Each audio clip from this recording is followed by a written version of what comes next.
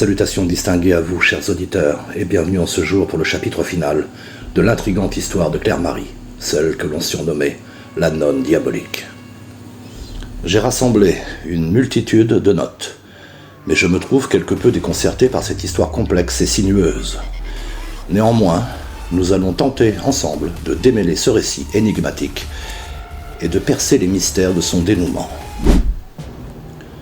Le monastère est plongé dans l'obscurité et en proie à des phénomènes paranormaux depuis un certain temps, lorsque l'érudit abbé de Montreuil y arrive. Les nonnes montrent des signes inquiétants de possession et l'atmosphère est lourde et malsaine. La mère supérieure, Claire-Marie, s'est enfermée depuis plusieurs jours dans son laboratoire. Malgré les tentatives acharnées de l'abbé pour comprendre le mécanisme d'ouverture du passage secret, il demeure impuissant à en déchiffrer le fonctionnement. Cette nuit-là, il erre dans les couloirs du monastère, à la fois pour mener ses investigations et méditer sur les éléments de cette histoire complexe. Soudain, au détour d'un couloir, il se fige devant une apparition, semblant tout droit sortir des enfers. Saisi de panique, il prend la fuite et trouve refuge dans un bureau, où il s'enferme à double tour. Expert en démonologie et érudit kabbalistique, il est sous le choc. Pour lui, les démons sont des énergies invisibles, non des créatures tangibles. Mais ce qu'il vient de voir défie sa logique rationnelle. Il reprend ses esprits, sort un vieux grimoire, probablement le Clavicula Salomonis, dans l'espoir de trouver des réponses à cette manifestation surnaturelle. Les événements vont alors se précipiter. L'abbé décide d'utiliser une prière puissante, prétendument écrite par le roi Salomon lui-même, une incantation destinée à repousser les démons et à les renvoyer sur leur plan d'origine. Mais au milieu de cette opération magique, le vieux grimoire s'embrase subitement, et il ne reste bientôt plus que des cendres fumantes sur le bureau. Il entend des bruits infernaux, tandis que les nonnes hurlent de terreur à l'extérieur. C'est l'enfer au monastère. C'est alors que l'histoire devient véritablement complexe.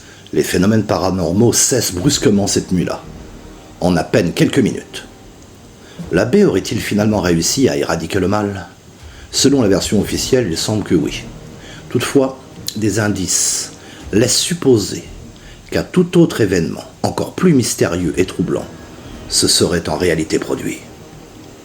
Dans le rapport rédigé par l'abbé, Claire-Marie aurait sombré dans la folie et aurait développé une addiction à l'alcool, après avoir trouvé un passage secret qui menait à un lieu contenant de très vieilles bouteilles et des ouvrages de sorcellerie, mais également que le pain des repas, que lui-même avait consommé à son arrivée, contenait une contamination à un champignon de type hallucinogène, le terrible Claviceps purpurea, ou ergot de seigle, avec lequel on allait synthétiser plus tard le puissant LSD-25. Les nonnes murmuraient que sœur Françoise entretenait une relation qui dépassait largement le cadre spirituel avec son mentor, le père Lecronier. La mère supérieure, Claire-Marie, était sur le point de révéler leur secret. Pour se venger, sœur Françoise aurait offert du pain contaminé à la mère supérieure, puis à tout le couvent, plongeant ainsi l'ensemble des résidents dans une spirale de délire et d'hallucination.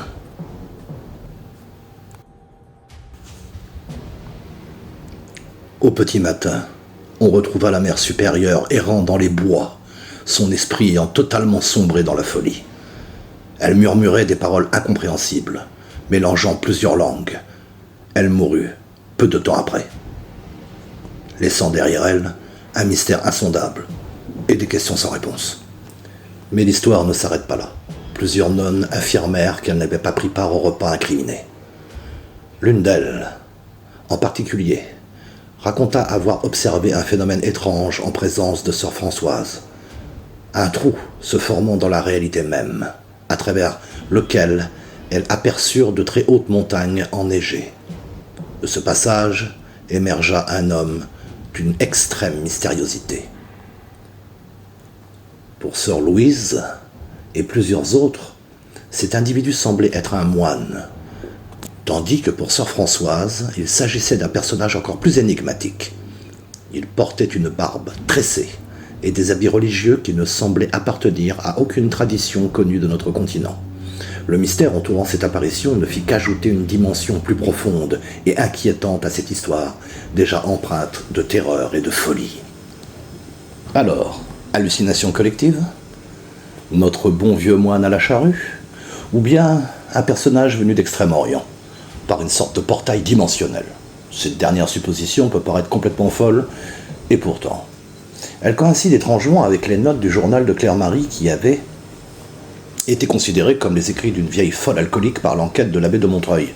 Mais comme nous l'avons déjà vu auparavant, la mère supérieure était apparemment complètement fascinée par un livre dont parlaient les écrits de sœur Bertha, le terrible Kharkovka, qui aurait été trouvé dans une tombe très ancienne aux abords du désert de Gobi.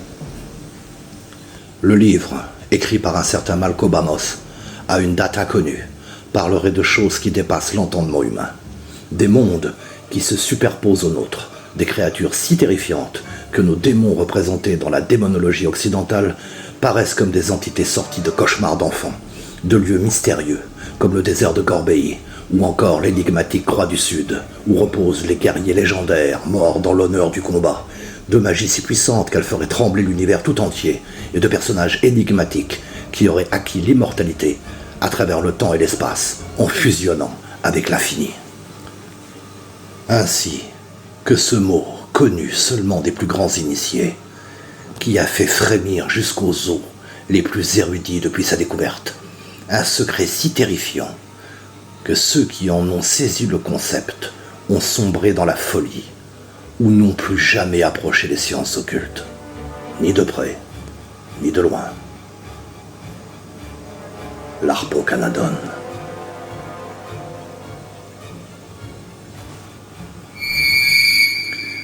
Je vous dis à bientôt, chers auditeurs, et je vous donne rendez-vous au bout d'une rue médiévale qui n'est pas un cul-de-sac, dans une de nos belles villes de France, devant une porte en bois très ancienne, au pied de la Lanterne Verte.